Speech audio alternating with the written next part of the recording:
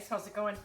I'm Sonya with Dave and Sonya in Michigan. We are located in southeastern Michigan, where we have a small homestead farm on just over 5 acres. Now on our 5 acres, we've had up to 22, 23 pigs at one time, over 150 ducks, chickens, turkeys. I'm not including the quail in there because we had a couple hundred quail. So when I tell you that we have noise on our property, on our farm. And it's noises that you would expect to hear when you have a farm. So when you're a neighbor to a farm or a homestead, you may not be used to the noises, the smells, the chaoticness, the rogue animals that sometimes happen when you have a farm and a homestead. So today I want to share with you guys a little story about these neighbors that we have, these neighbors that don't farm, they don't homestead, they've got children.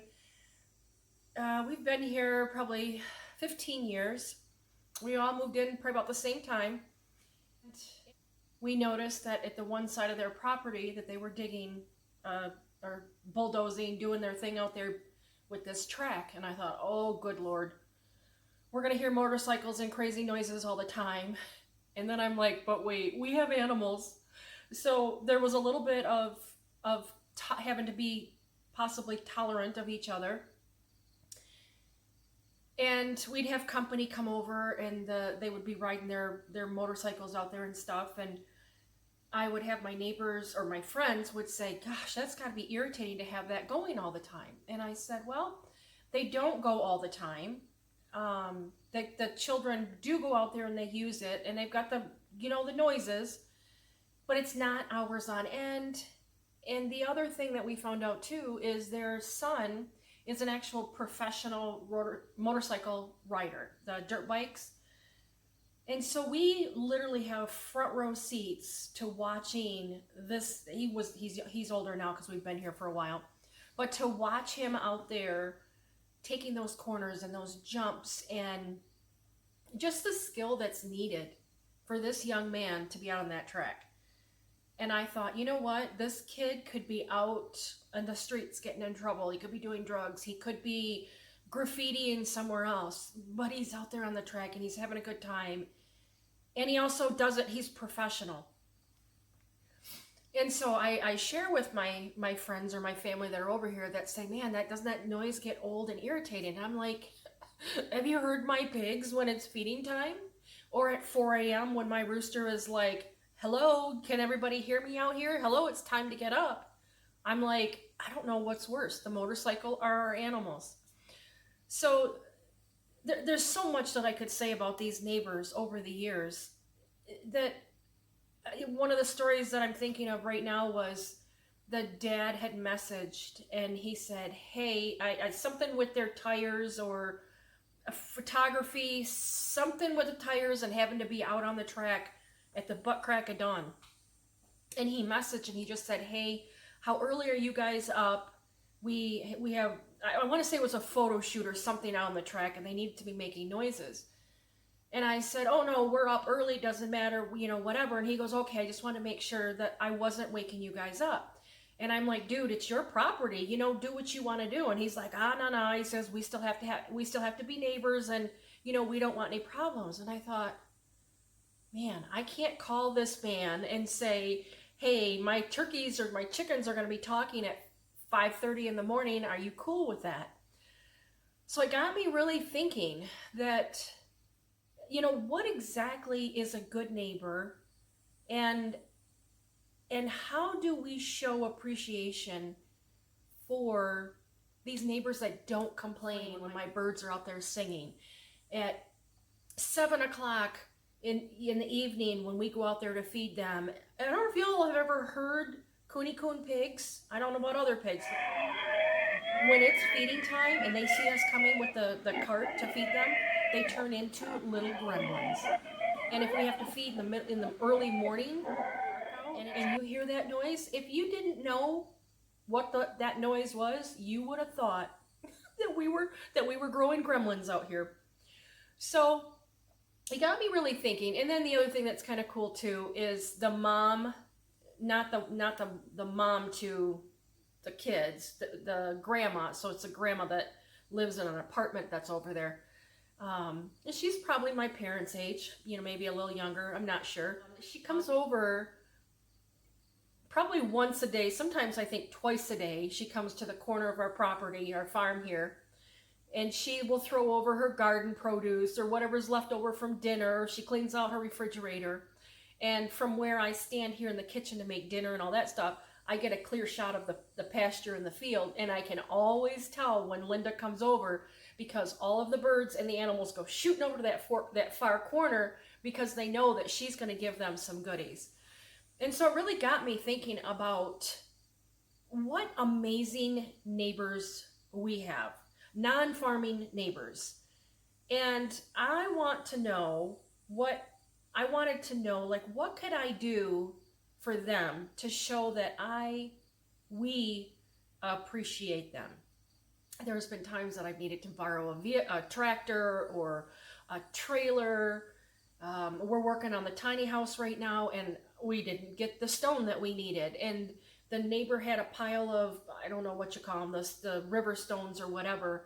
And so I just messaged them like, hey, can I buy 5 buckets from you? He's like, just take it. It's always stuff like that just kind, good neighbors. And so it started making me think, what can I do to show my appreciation or our appreciation for these amazing neighbors? And so in the process of doing all this, we'd had a couple of our pigs put into the freezer. We'd harvested some of our birds. And I was like, why don't I give them a taste of our farm? So I put together a basket. I'm going to show you here after I'm done. And I also kind of wrote just kind of a funny little letter to the neighbors, just expressing our gratitude for them. So I'm going to read it to you guys. I want you to tell me what you think of this. And so I said, dear neighbors, thank you for being the best neighbors. We truly appreciate your patience with our little farm circus over here and all of its shenanigans.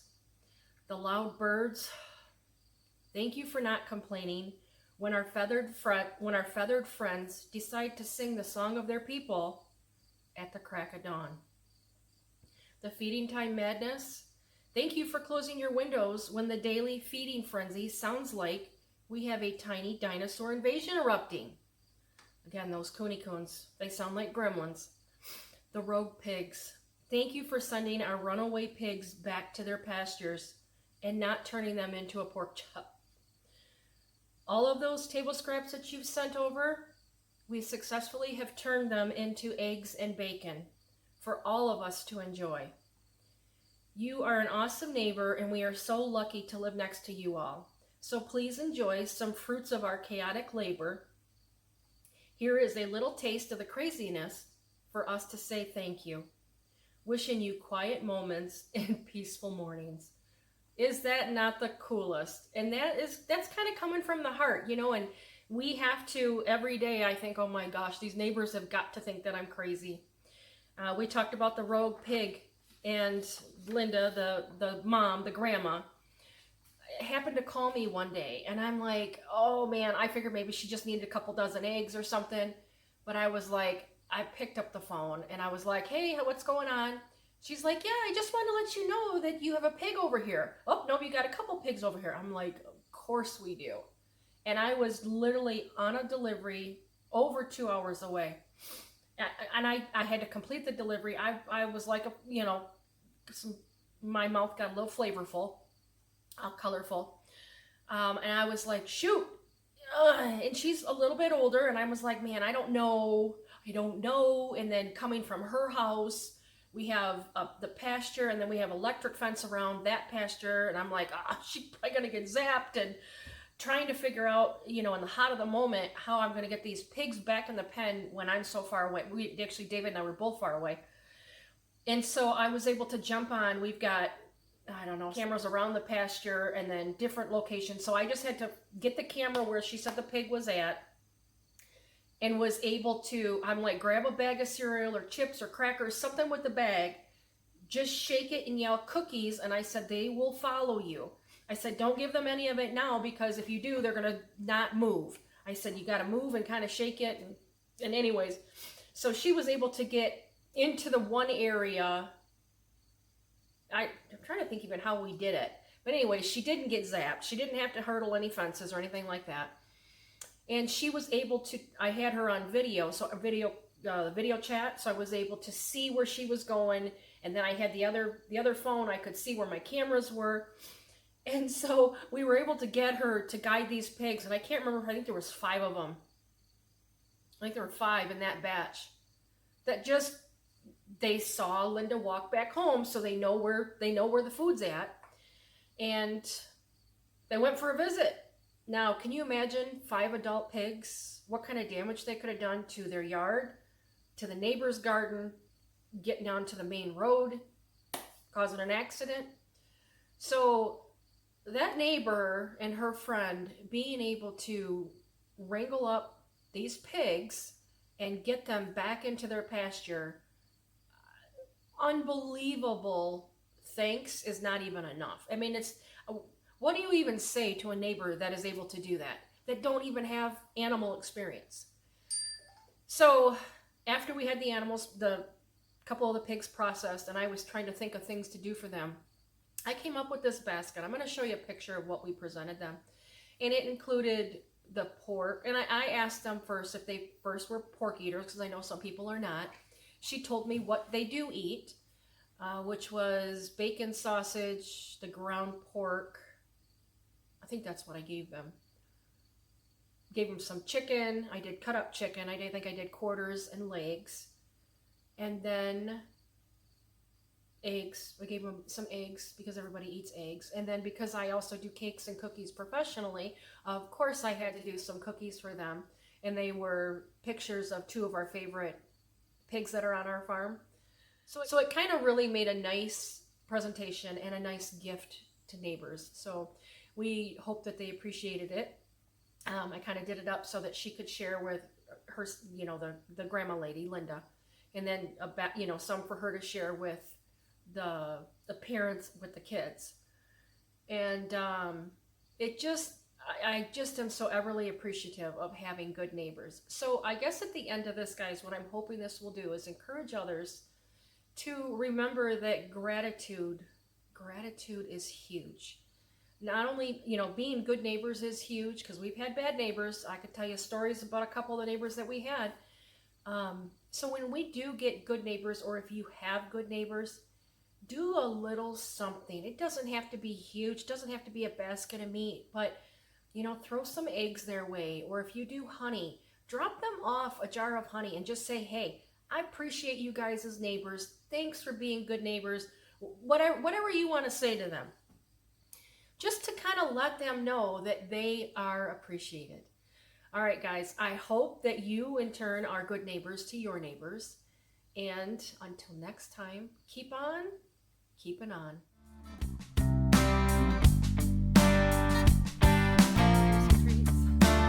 Come up for a visit.